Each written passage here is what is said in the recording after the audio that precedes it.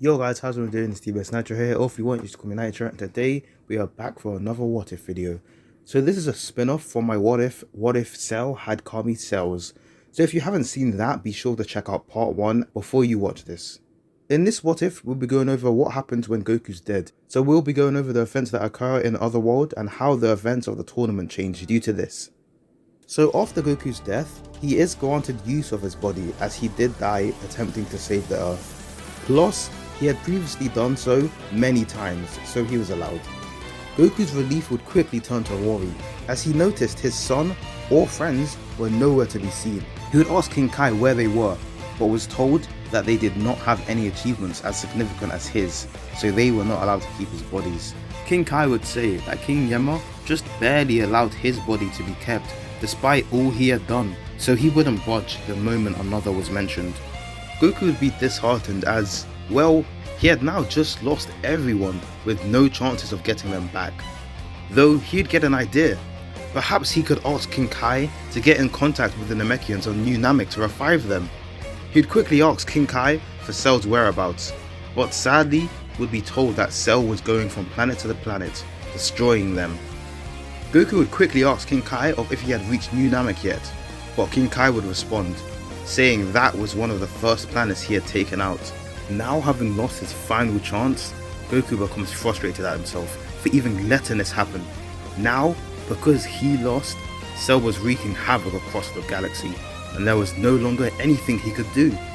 He would feel as if this was his fault, and decides to focus his frustration and efforts onto his training. King Kai tries to cheer him up, saying it wasn't his fault, and that with the senzu beans gone, there was nothing else he could have done, but it would all fall on deaf ears. Eventually, King Kai would ask to be excused and go to his friends for help, these being the Kais of the other quadrants, South, West and East Kais. He would discuss that his quadrant's greatest warrior had recently fallen and may need some assistance getting his spirits back up. After careful deliberation, they decide on the creation of a tournament, though they would have to get the Grand Kai's permission to do so. King Kai would like this idea, hoping that by meeting the other quadrant's most noble warriors, Goku would be able to shake off these temptations and remember what he truly yearned for, which was to fight purely to better himself. This was because King Kai had realized that Goku now was only training purely for revenge and to avenge his fallen comrades and family, well, son.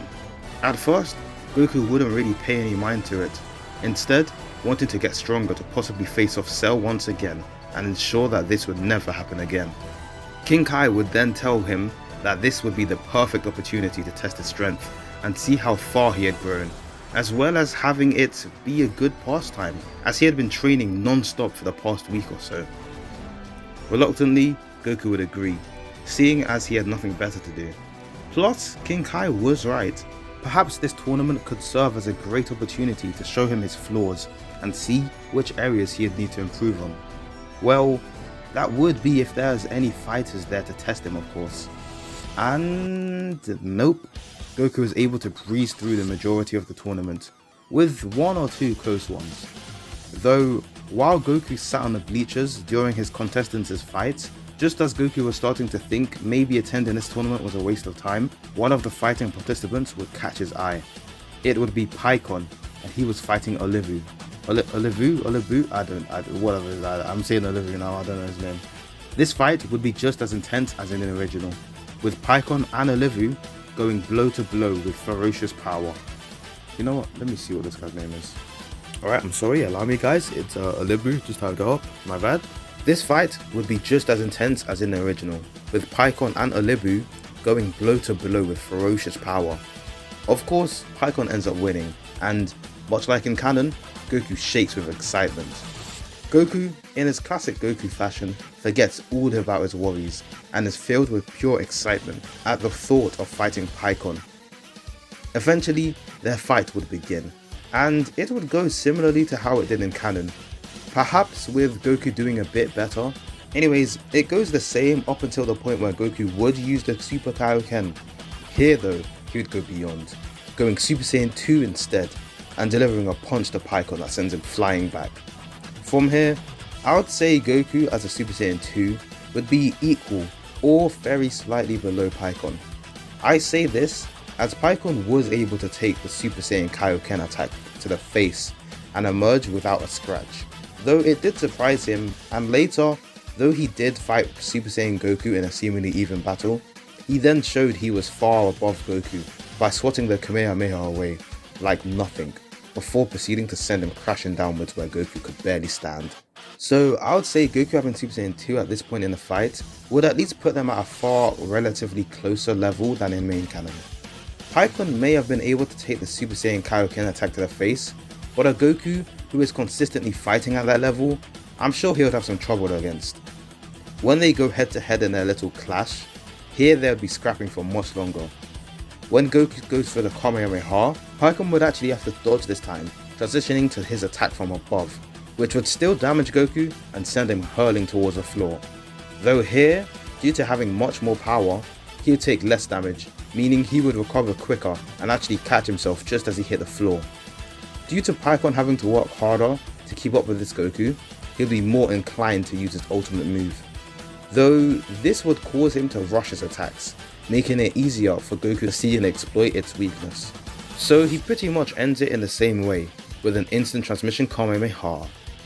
After the tournament, Goku would thank Pikkon for the awesome fight, which Pikkon would respond, saying he didn't expect to meet anyone who could best him, let alone match him, though he would swear that he would become stronger to fight him again.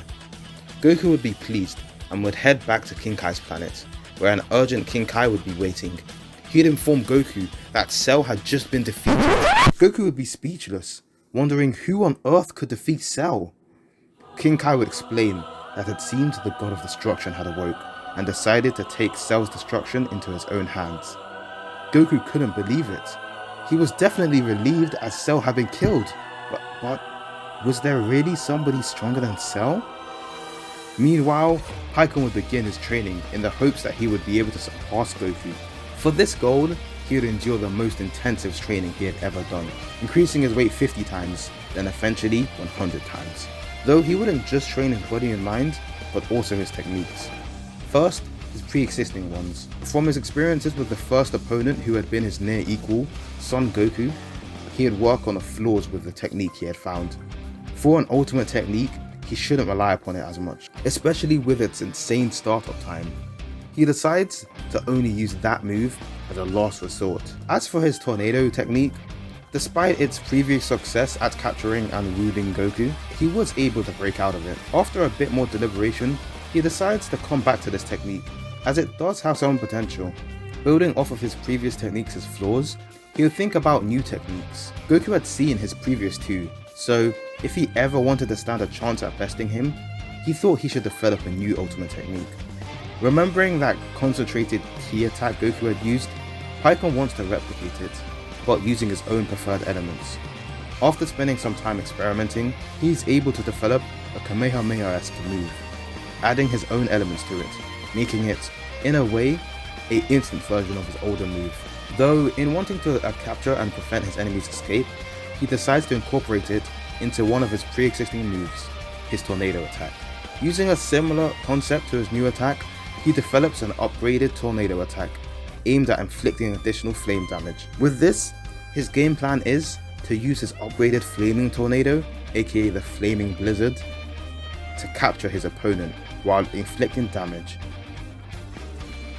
This also buys time for him to launch his secondary attack, the flaming vortex. With no startup time, it is weaker than his ultimate, but if used correctly, it can be far more effective. Shortly after his training had concluded, okay, like a couple of days after, while Pikkon was meditating with his respective Kai, two mysterious figures approached them. Pikkon wanted to question how they found this place, but his attention would dart over to his Kai, who was kneeling?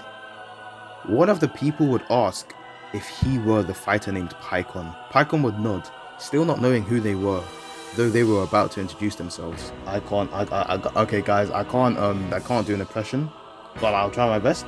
You know what, nah, I'm just gonna do a serious voice. I can't do an impression, guys, leave me alone.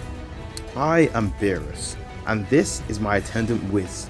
To cut to the chase, we are holding a tournament of sorts, and request that you join our team.